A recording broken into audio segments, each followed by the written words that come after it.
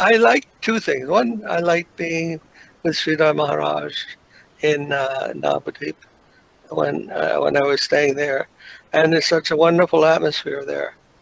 The most amazing thing I can remember very clearly is the mood of the devotees. They would serve so heartily with all their hearts. They were serving so much that it made me feel awkward, but a good awkward. A good uncomfortable feeling was there because I felt how I can serve them. They are so much serving me and everyone. Such a serving attitude they had. And I thought how I can possibly live in this environment because I felt so bad that I could not serve them in the same way they were serving me. And I felt the pain sometimes. But it was beautiful, definitely, certainly beautiful. And I thought when I came back from there, I tried to find that atmosphere other places, but I not so much did I feel that. And so I thought, let me start something on my own and try to keep that atmosphere with those around me. Anyhow, that is the ideal. The ideal to keep a very pure serving attitude, pure serving heart. And the other thing is to be a pure devotee, they must have that serving attitude. But I also realize that to recognize those pure devotees, you must also have a very pure heart. You must also be able to have a very pure heart in order to recognize such a devotee. Most people they don't recognize. Even a man may be a very elevated devotee, they don't recognize. Some people used to come to see Prabhupada when he was here. I remember that also. We travel around wherever Prabhupada we go, we try to go to that place also, to be with him. And I noticed that many people used to come and see him and hear him and so forth. But then they would go away. They would not come back. Even sometimes they would criticize Prabhupada. You know? And I realized that not everyone can see him as we were seeing him. Such an exalted, inspiring personality. But not everyone can see that. And even in the time of Jesus Christ, such a wonderful, amazing personality. Govinda Maharaj used to always praise Jesus, how humble he was. But not everyone can see that. What they did to him, see how they treated him, how they considered him. Even someone so great as that, they could not recognize. So one must keep themselves pure, and then the possibility is there when we meet a good devotee, a genuine devotee, we may recognize him also, and he will recognize us or she. So it's a very important quality. Keep your purity, body, mind, spirit.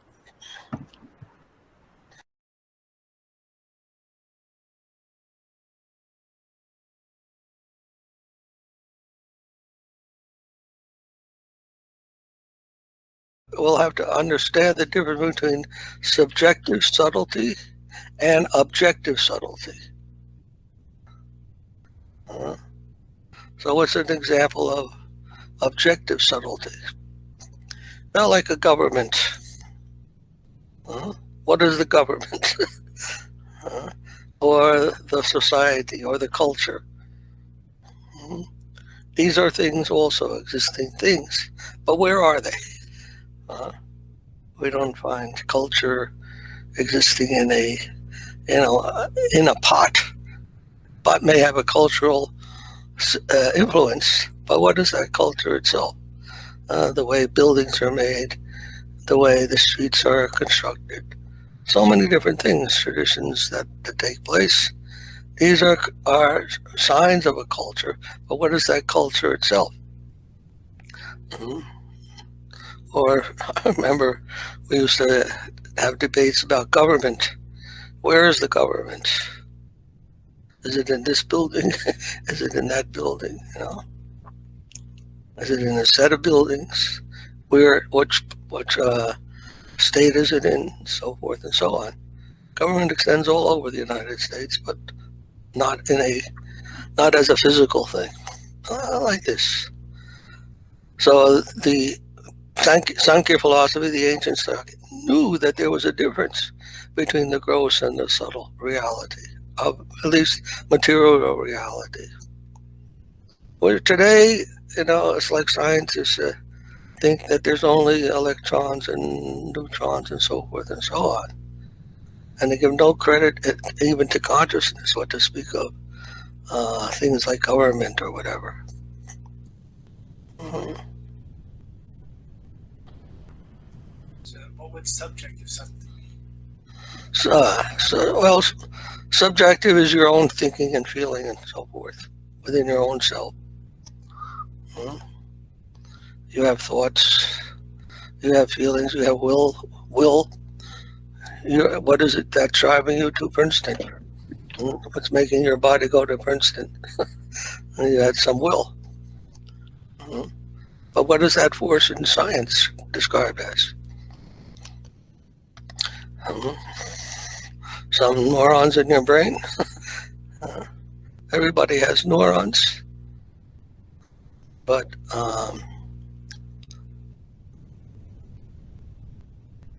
maybe some don't have science neurons, man. I don't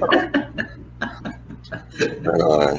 The thing is, we cannot use our theory of electrons and so forth, molecules, to explain how the will to do something arises.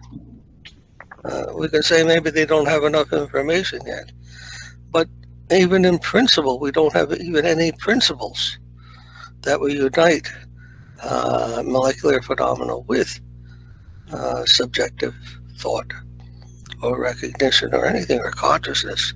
That's why that is a main field of investigation today. It seems it has become a major field of investigation, whereas previously consciousness you couldn't even utter the term consciousness about 50 years ago, because they would call it pseudoscience. They didn't really have any. There was nothing in physics, the standard model of physics, to talk about consciousness.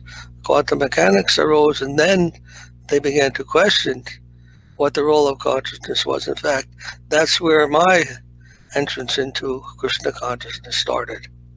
I was studying quantum chemistry at Georgetown.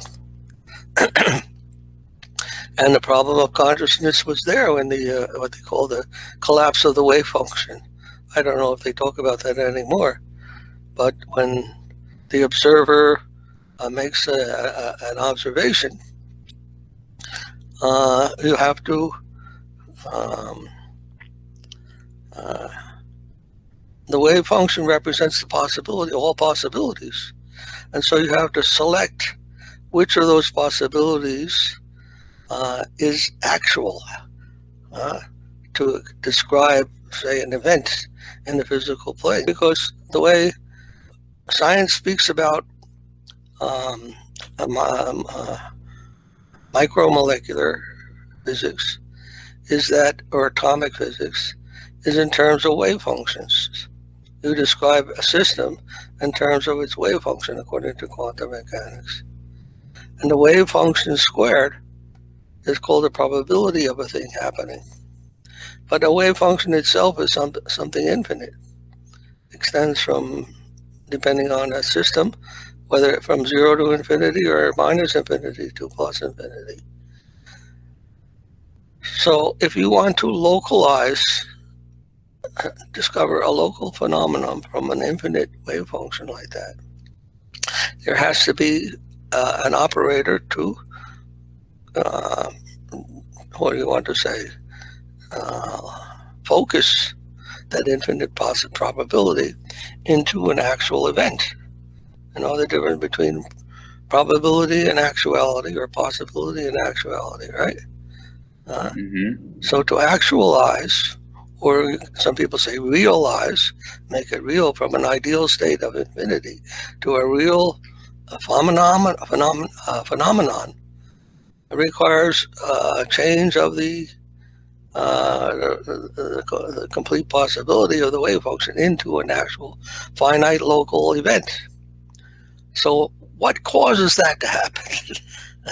And the individual is there, and somehow he is able, an individual, especially a human or anything that has an experience, must, according to the philosophy of science, collapse that wave function from an infinite possibility over all of space and time into a local phenomenon, that is observed. Anyhow, that whole process, there's nothing in physics that will describe how that happened. Right? There's nothing. How the observer does that, or how consciousness does that. Because they don't know what consciousness is. Anyhow, that was the problem we were facing many years ago. And after that, somehow, Prabhupada came. And all of a sudden, it seemed to me, we were working on this together as devotee scientists. We were trying to explain all these things in our own way. We started the Bhaktivedanta Institute under Prabhupada's instructions. And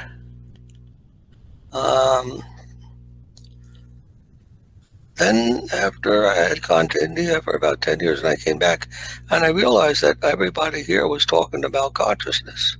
The scientists were suddenly talking about consciousness. I was very happy to hear that, and see that journals had been coming out and everything. So this is only a recent development, actually.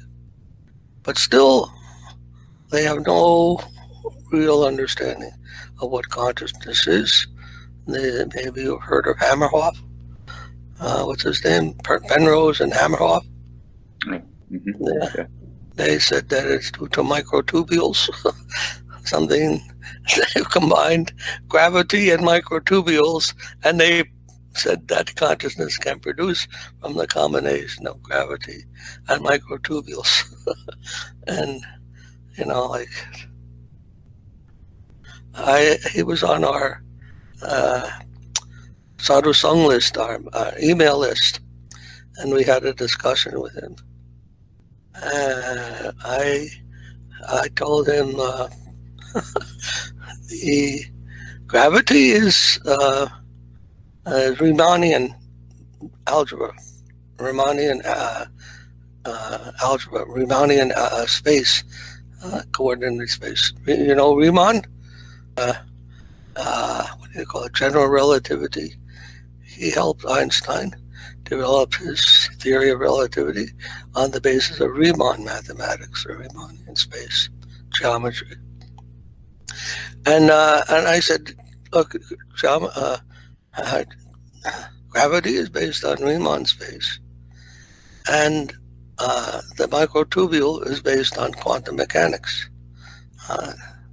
Their calculations involve quantum. He said the quantum phenomenon is produced in the tubule. So now, how does something like gravity in Riemann space interact with this quantum mechanics wave function or whatever, which is in what they call Hilbert space? Riemann space and Hilbert space, two different geometrical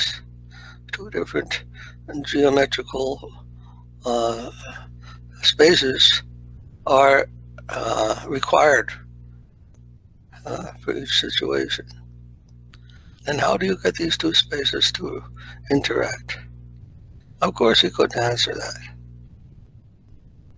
And I don't know why no one has ever asked him that. But it's impossible.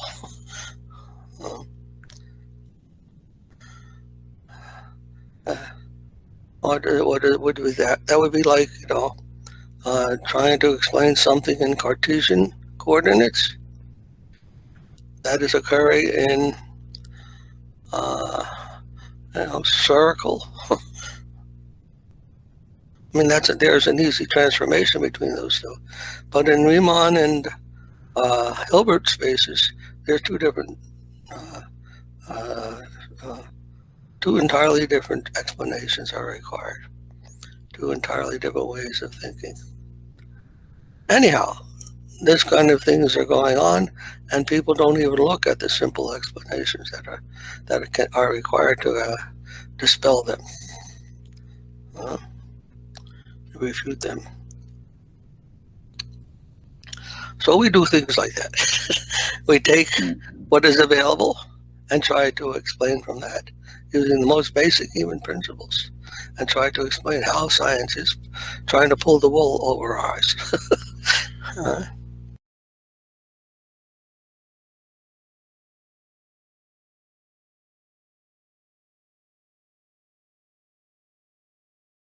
Do you know what this difference is between certainty and truth? Yes, but actually, certainty, there is some kind of, like a kind of scope is there for, some still, in the process of, searching the truth. And the truth means which is already some kind of revealed thing, or, like some kind of reference established thing.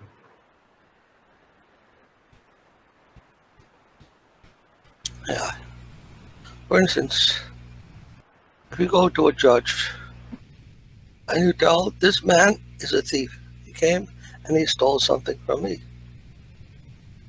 and the judge, and the man says, I'm certain that this man has come and stole some money or some gold or something from my house. And the judge, what is the judge going to say? Show me the proof. What is the proof?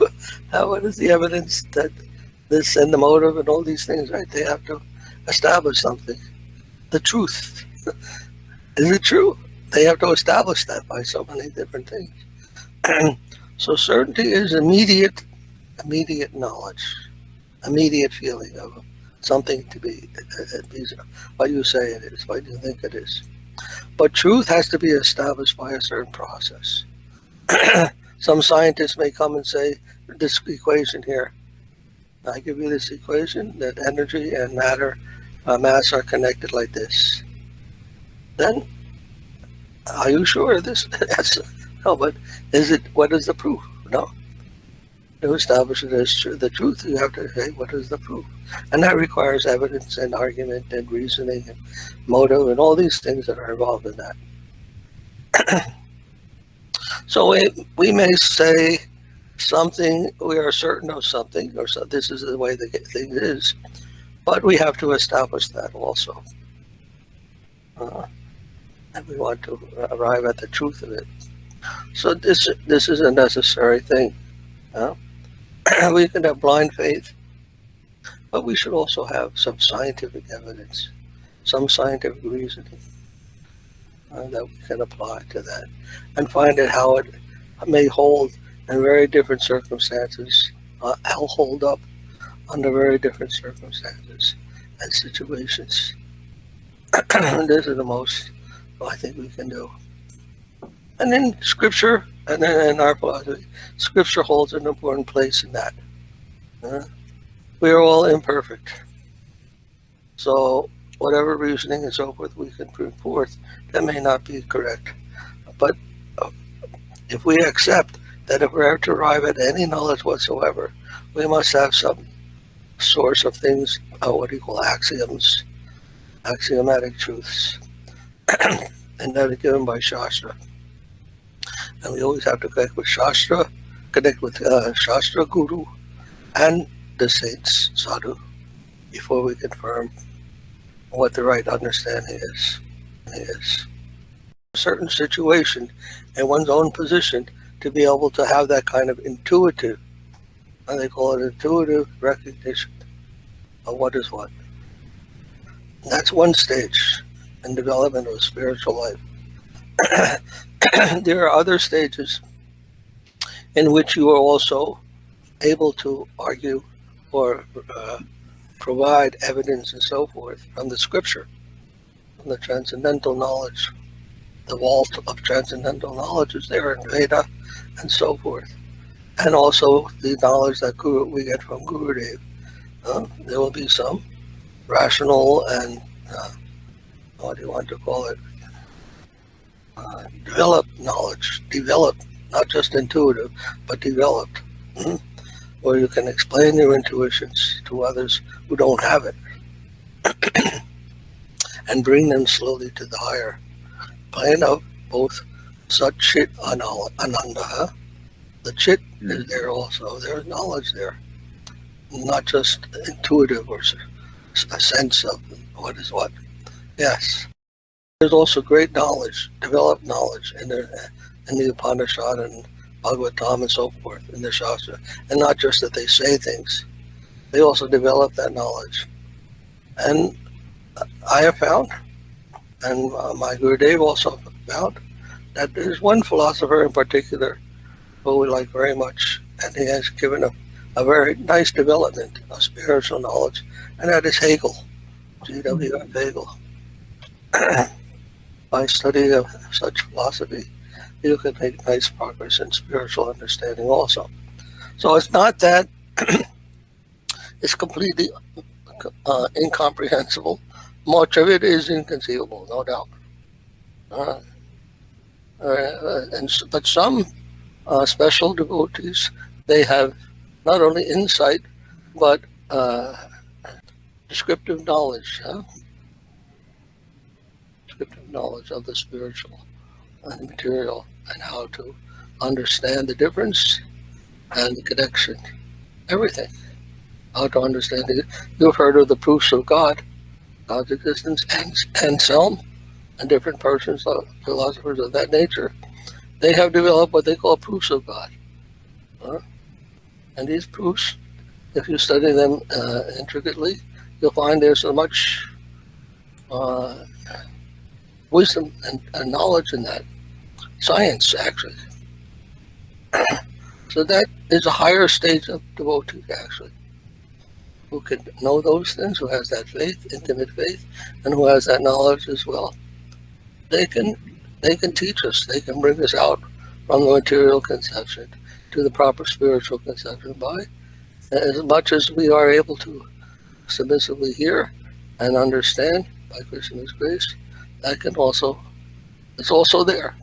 And they are considered higher devotees than those who simply have faith.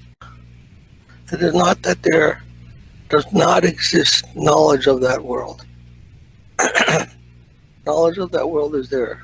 Sat Chit Ananda. Sat means eternity, Chit means knowledge.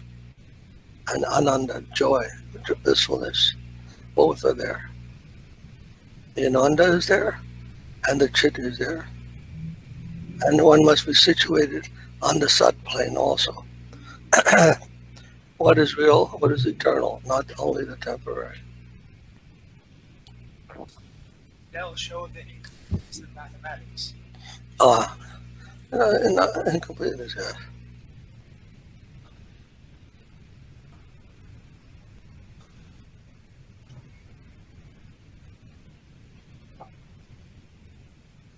When Plato described the different stages of knowledge, he put opinion on the bottom. And in the second place, he put mathematics. In the highest place, he put philosophy. As far as the development of the ultimate is concerned, the absolute, these three approaches are there in the human society. Mathematics is a very abstract knowledge of things. And immediate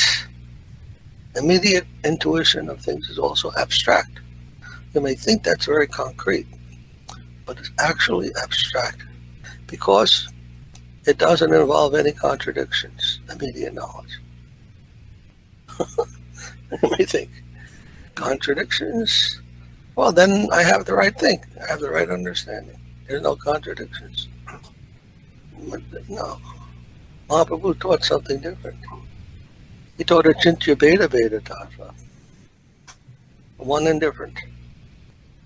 He called contradiction is the highest understanding. when we can understand what contradiction is, then we have reached the transcendental platform.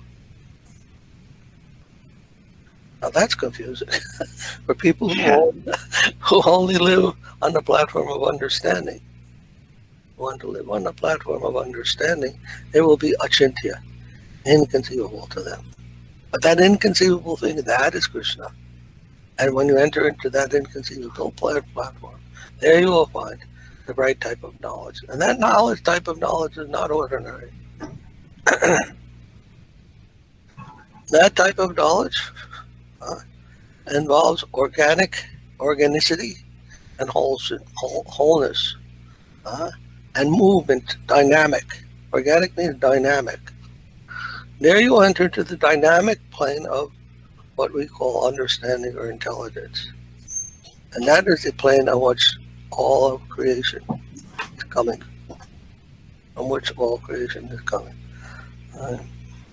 In this world, there are always people who have opposite points of view, challenging points of view. But there, all these contradictions are resolved. All these different points of view are resolved.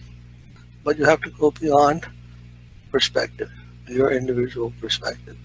There are differences in this world because everyone has a different perspective on reality. Is it possible that there's a place where these different perspectives of reality are harmonized? Can be harmonized. That's the transcendental platform. I give the example of a diamond. Have a diamond, somebody standing in one place, will say, oh, that diamond has a nice red reflection. Another person standing in a different direction, oh, no, it's not red, it's blue. Another person, green. They're all looking at the same thing and they all have different perspectives and they think it's a different object. Well, the truth is that we can rise above these different perspectives and recognize that the diamond has different facets. And that's why people are seeing the facets as different, but it's really only one thing.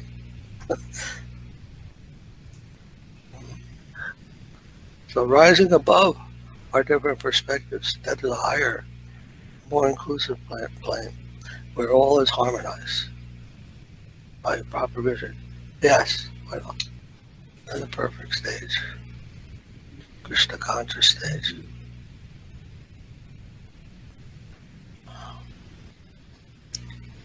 Gauranga. There's a real stage, and it's perfectly understandable. Like I said, Hegel's philosophy is based on contradiction and how the contradiction can be resolved in higher and higher stages of, thesis, antithesis, synthesis, as they say. Not that easy, but it involves that kind of progress. There's a lot to learn, in these things. But if you have a good heart and a genuine desire, I think Krishna will help. I know he will help. He helps all of us. We're all helpless, shelterless children, depending on his grace for our existence, wherever we know or do.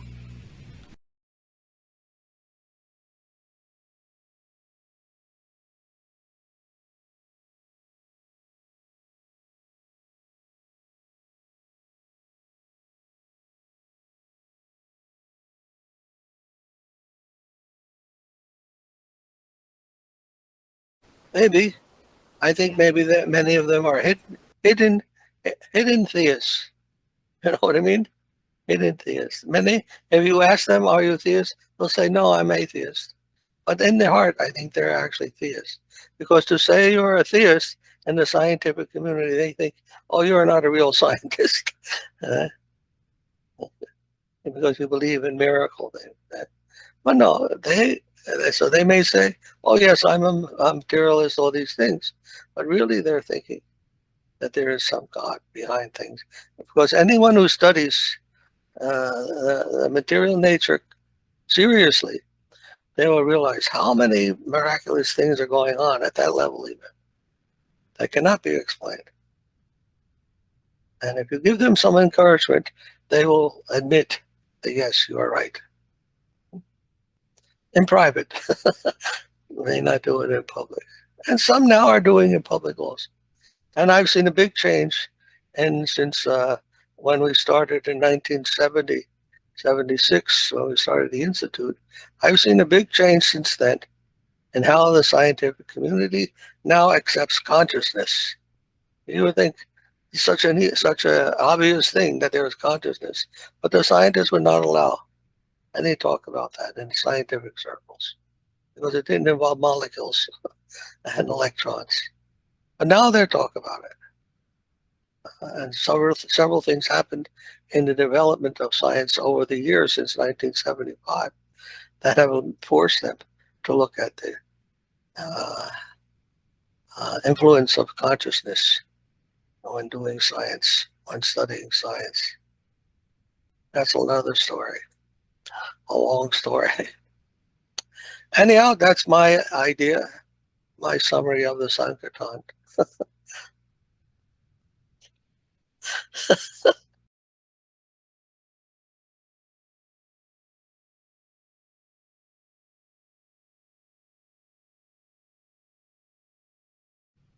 And as far as our little group is concerned, myself and Shanta Maharaj and Muni Maharaj, Krishna Kesava Prabhu, and a handful of persons we have with us, we also see some progress being made among the scientific community. Prabhupada didn't want to neglect them. Scientific community, he thought they were very important, and he gave much emphasis to our preaching. He said, I have done my work in collecting all these people from the ordinary positions of life. He said, but now you have the special job of convincing the scientific leaders of the society. You can make them Krishna conscious, and then our work will be complete. Something like that. So we were working on that, although we're not very popular among the main class of devotees. Never been. We've never been even in this kind. But still we know the importance placed upon it. And our people attempt, they're very hard actually, to convince these people. But we have made some feeble attempt, and Shanta Maharaj especially, they made a grand attempt there in India to convince the scientists. So we're very happy with him, the scientific Sankirtan.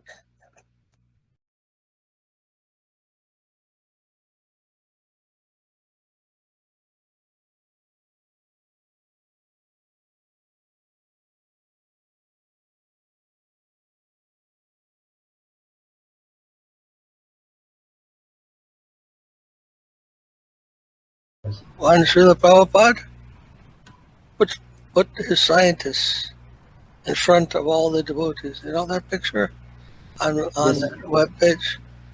Yes, Maharaj. They put the scientists at his feet. And all the devotees. I don't know if you've seen the original picture, but there's so many devotees there. What that picture shows is only a few of them. On both sides, there's many hundreds of devotees. It was like, I don't know how many there. They wanted to show that the scientists are the important preachers, most important preachers. But there was only three of us, and Rupanuga Prabhu, and to show that they're the most important preaching party.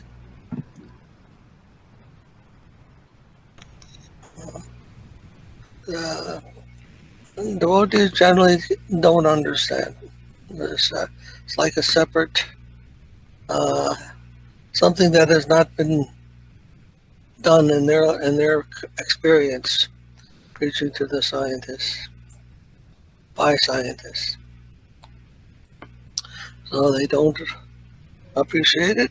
Of course, nowadays in ISKCON, the Bhaktivedanta Institute is getting some support. I heard that Hridayananda Maharaj has given them a big house, and their preaching activities are again being encouraged. And in fact, they're being encouraged to work with the other groups, the other scientists. So, and not sure all the works they are doing, but anyhow, they're giving some importance to that, recognizing that as maybe the last challenge they have. Now they've distributed it all over the world. They've collected so many devotees from different places. But the next challenge is the scientists. And I remember something Govindamar said that he believes in the future the scientists will become theists. Do you remember him saying that? That these atheists won't last very long. Srila Govinda Maharaj told that, Maharaj. He told that. I have seen that is there in the text, in the book also. So he predicted it will come to pass that the scientists will also be converted to devotees. And we've had some success. We've seen that. So, although they don't see anything in their own preaching field, they don't see these things happening among the scientists and how things are changing. But it is there. It is there by Prabhupada's grace. They are coming around. They are coming to understand these things.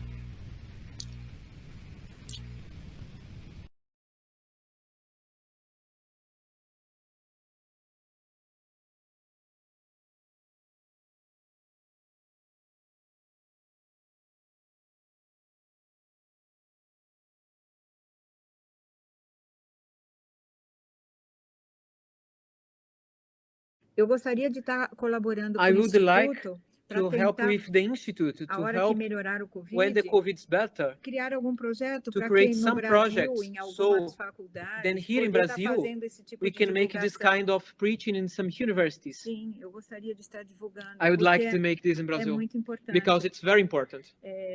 Alguns brasileiros, o senhor deve conhecer, Some Brazilians that you may know têm abertura para have novos some conhecimentos. openness to this E kind isso é of uma coisa knowledge. boa, eles não são ateus. And it's very nice because here we do not have so much atheists. Não são, e seria importante também And a gente it would be trabalhar good essa so we can consciência. work this consciousness of Krishna in this university environment. Sim, Okay. gostaria de estar I me would colocando, put myself and put ourselves para a gente poder at our estar fazendo disposal aqui if no we can Brasil. help in something and make this kind of service also in Brazil. Sim, importante. It's important.